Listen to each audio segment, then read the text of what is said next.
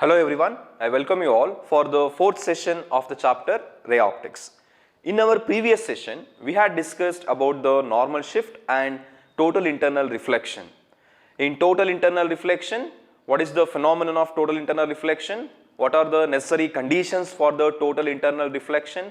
And we deduced an expression which is relating the refractive index of the denser medium with its critical angle, and then we defined what is critical angle, the consequences and applications of the total internal reflection, and finally about the optical fibers, which is also very important from your examination point of view. What are the applications of the optical fibers and also the application of total internal reflection. Now in this class we will be studying about the refraction through a spherical surface. Okay, up to now we had studied about the refraction of a ray of light in a flat surface like this, correct? In a flat surface. So when the ray is incident like this, if it is the normal, then it will bend towards the normal. If this is the denser medium and this is rarer medium, and it bends away from the normal if this is a denser and this is a rarer. We already studied about this one. Now we have to study about the refraction through a spherical surfaces. Okay, spherical surfaces. Imagine we have a spherical surface here. This is a spherical surface, and let us say that this is a center of a spherical surface which is named as some M. Okay, this is a transparent spherical surface, so that when a ray of light is incident on this spherical surface, it will be refracted to this medium. Okay, so we have two media here. This is a medium 1 with refractive index N1, and this becomes a refracting medium. The second medium is a refracting medium, because when the light is incident on this spherical surface, the ray will be refracted to this medium. So this is a refractive index of a second medium. Okay, we know that a spherical surface is nothing but a part of an imaginary sphere, correct? So we can draw a sphere using this spherical surface like this. So we have a sphere like this, correct? We have a sphere. For this imaginary sphere, we have a center somewhere here. Okay, this is the center of this imaginary sphere, and this center of an imaginary sphere in which the spherical surface is a part is called as a center of curvature, which is represented as C. Okay, the C is nothing but a center of an imaginary sphere in which this spherical surface is a part of the big sphere. Now I will call this as center of curvature C, and let me join the center of a spherical surface to the center of curvature. This line becomes a radius of curvature. Okay, a radius of curvature is the distance between the center of a spherical surface to the center of curvature. So this distance is called as a radius of curvature. Well, this is a radius of curvature. Now let us draw an axis for the spherical surface. What is that axis? An axis is a line, it is an imaginary line which is passing through the center of a spherical surface along the radius of curvature. So this is nothing but a axis for this spherical surface. Okay, this is an axis. So axis may extend up to somewhere infinity. So let me say x dash. Okay, x dash is the axis for this spherical surface. Now let me place an object somewhere here. So we have a object. This is a point object. The point object is placed in a first medium of refractive index N1. Okay, this is a point object which is placed in a first medium, okay, which may be a rarer medium. Now this is an object O, and the distance from the center of a spherical surface to the object, the distance from the center of a spherical surface to the object is taken as object distance. Okay, this U is known as a object distance, which is a distance from the center of a spherical surface to the object. So this is an object which is emitting the light in all the direction, and say the rays from this object will be incident on this spherical surface. Now we will consider two rays. One ray is incident along the axis of a spherical surface, and this is a ray which is incident at M. Okay, a ray which is incident along the axis of a spherical surface. And this incidence is nothing but just like a normal incidence. Okay, this incidence is nothing but a normal incidence. So for a normal incidence, the ray will be refracted without deviation. So this ray is refracted to this medium without any deviation, and it passes along the axis like this. Now very importantly, consider one more ray which is incident at this point. Okay, let me say this is a point P. Let us say the ray from the object is incident at the point P, and this ray is refracted to the second medium. So this ray will be refracted to the second medium. So before writing the refraction of that ray, let me draw a normal. So what is a normal in case of a spherical surface? How do we draw a normal? If you say that we have a sphere, and at any point, if this is a point, at this point, if I draw a tangent, so this is a tangent and this is a tangent, and this becomes a radius, correct? A tangent drawn to a sphere is always perpendicular to the radius. A normal is drawn for this sphere along this radius such that it is perpendicular to the tangent. Okay, so a normal is always drawn perpendicular to the tangent at that point, and this normal always passes through the radius. So at this point P, if I draw an imaginary line which is joining the center of curvature, and this becomes a radius of curvature. So a normal is always along the radius for a sphere. So for a spherical surface also we can draw a normal along the radius. Okay, so this is the normal line. See, this is a incident ray and this is a normal. Therefore the angle made by them can be called as a angle of incidence I. I is the angle of incidence, which is nothing but the angle made by the incident ray to the normal. And this ray is refracted to the second medium. Since I have taken this as a rarer medium and this as a denser medium, the ray will be refracted towards the normal. This ray is refracted like this. Okay, it's refracted like this. So this is a refracted ray. So we already know for this ray, this is an incident ray, the ray is refracted along the axis, so that this is one more ray which is joining this ray at this point, correct? See, at this point, the two refracted rays are joined, correct? One is from the ray which is incident along the axis, and other one is the ray which is refracted from this point. So the two rays are joining at this point, so that an image I, the image of this object, is formed at this point. Now let us write that the distance from the center of a spherical surface to this image, the distance becomes a image distance V. Okay, what is image distance? The distance from the center of a spherical surface to the image formed. So this is about the refraction taking place in case of a spherical surface. Okay, so what are the things we have to remember here? First, we have a spherical surface. A spherical surface is a part of an imaginary sphere. So for this spherical surface, first we define a center of curvature. What is center of curvature? A center of curvature is a center of an imaginary sphere in which the spherical surface is a part of it. Then we define what is radius of curvature. Radius of curvature is the distance from the center of the spherical surface to the center of curvature. Then there is an axis for the spherical surface which is passing through the center of the spherical surface, and then this is an object.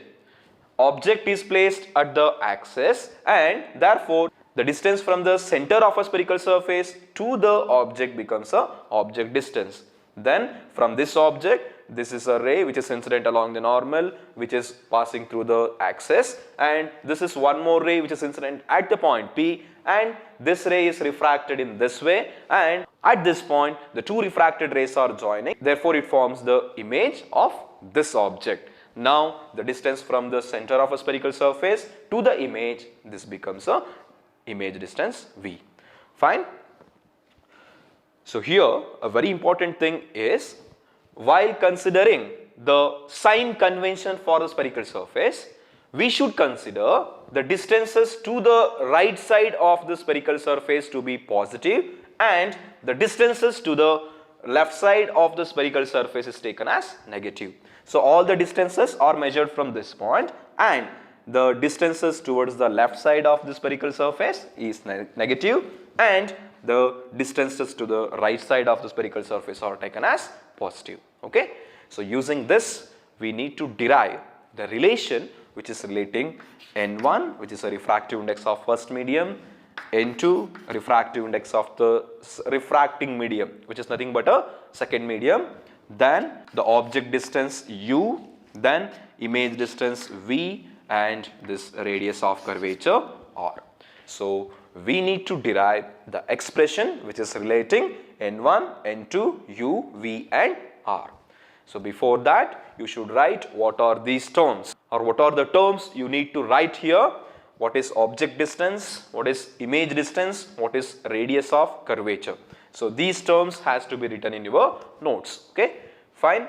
Now let us redraw the diagram for the derivation. Well, this derivation will be asked for 5 marks in your examination. So therefore, this is very important. You should listen to this very carefully. So first, let me draw a diagram. Imagine we have a spherical surface with the center of a spherical surface at this point. Let us draw an axis.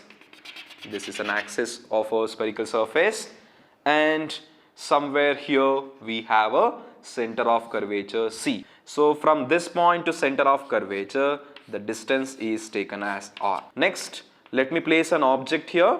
This is an object which is placed in a rarer medium, say with a refractive index of N1, and this becomes a denser medium of refractive index N2.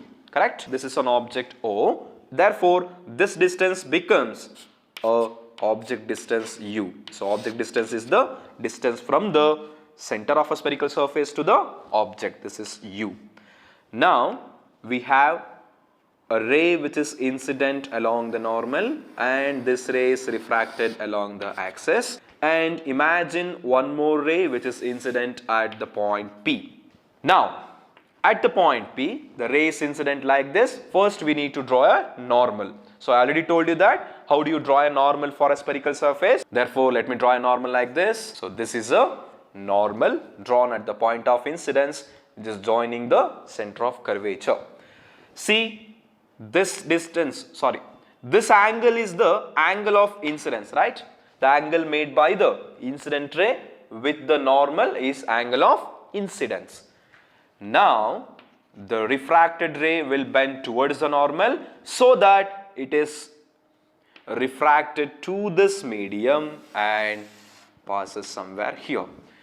We know that at this point the two refracted rays, a ray which is from the normal incidence and this ray, is joining at this point. Therefore at this point an image is formed, and this distance, the distance from the center of a spherical surface to the image, this is taken as a distance V, image distance V. This angle becomes a angle of refraction, right?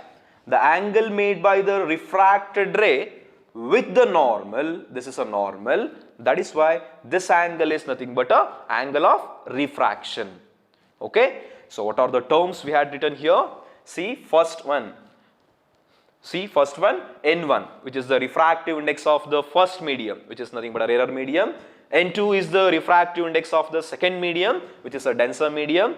And here the distance from the center of a spherical surface to the object, the distance is object distance. From the center to the image, from the center of the spherical surface to the image, the distance is image distance, and from this center of the spherical surface to the center of curvature, the distance is R. You need to mention this before starting the mathematical derivation. First, let me draw a perpendicular PM to this axis. Okay, so first we need to draw a perpendicular PM which is perpendicular to this axis. Let me say axis is xx dash. Therefore, we have drawn a perpendicular PM to the axis xx dash. So, this perpendicular is drawn in such a way that the point M is very close to the center of the spherical surface. Okay, this point is very close to this. Now, we need to mention the three important angles. Okay, what are those? The angle made by the incident ray with the axis is taken as alpha. Okay, the angle made by this incident ray with the axis is taken as alpha. Then the angle made by the normal with the axis is taken as beta, and the angle made by the refracted ray with the axis is taken as gamma. So we need to define what is alpha, beta and gamma here. So alpha is nothing but it is an angle made by the incident ray to the axis. Beta is angle made by normal with the axis. Gamma is the angle made by the refracted ray with the axis. Now, from the right angle triangle, OPM. Okay, we need to look at this right angle triangle OPM, correct? So, for this triangle OPM, which is a right angled triangle, so we need to define what is tan alpha here. Okay, so what happens to the tan alpha? Look at this. Alpha is this angle, the opposite side is PM and the adjacent side is OM, correct? So tan alpha is, so opposite side is PM and adjacent side is MO, therefore tan alpha becomes PM by MO, correct? PM by MO. So tan alpha is PM by MO. Next, let us proceed further. Let me define what is tan beta now. From the triangle, look at this triangle PMC. From the triangle PMC, we need to define what is tan beta now. Okay, let us define what is tan beta. Okay, tan beta. So beta is this angle, therefore this is opposite side and this is adjacent side. So tan beta becomes opposite side PM divided by adjacent side MC. So tan beta is PM by MC. Let us write this. This is PM by MC. In the same way, from the triangle PMI, okay, PMI. So for this triangle PMI, we need to define tan gamma. Okay, tan gamma. So tan gamma becomes, this is opposite side and this is adjacent side. So PM by MI. Therefore this will be PM by MI. Okay.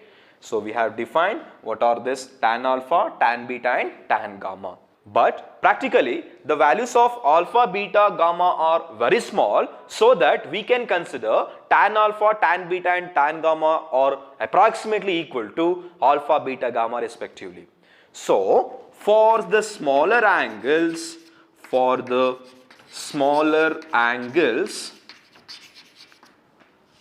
tan alpha is approximately equal to alpha, tan beta is approximately equal to beta and tan gamma is approximately equal to gamma in radians.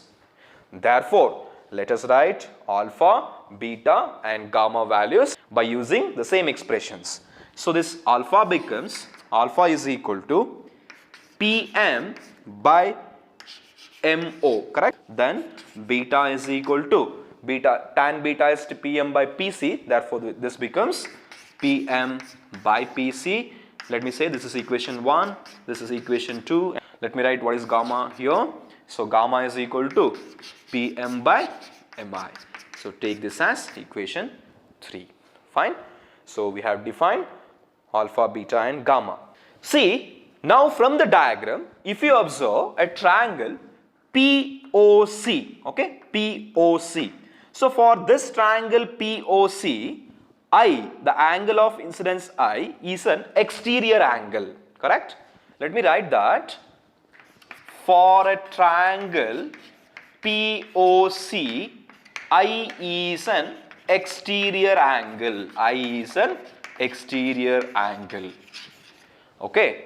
Since this I is an exterior angle, so from the geometry, we know that the exterior angle is equal to sum of the two opposite interior angles of a triangle. So I is a exterior angle for this triangle, therefore the opposite angles are alpha and beta, therefore this I must be equal to alpha plus beta. Let me write that.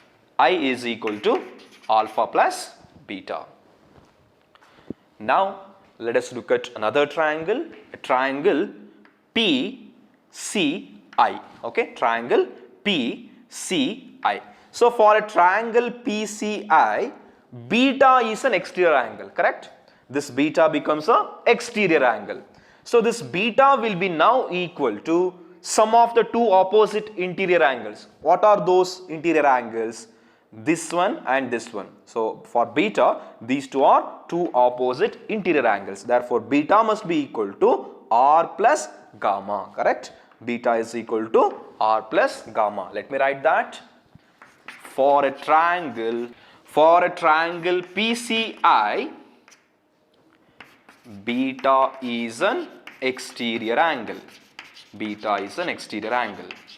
Therefore, that angle, that exterior angle beta, that will be equal to R plus gamma. Let us write that. This will be R plus gamma. Let me rearrange this equation further to get the equation for this R. R will be equal to beta minus gamma.